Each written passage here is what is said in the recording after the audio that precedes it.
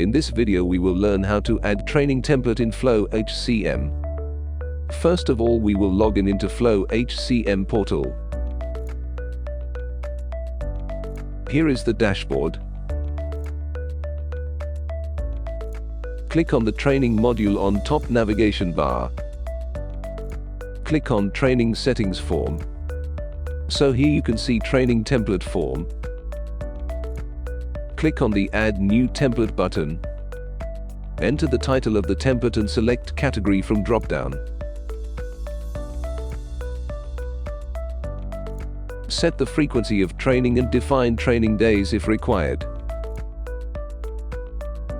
The user can enter link/URL and attachments as well.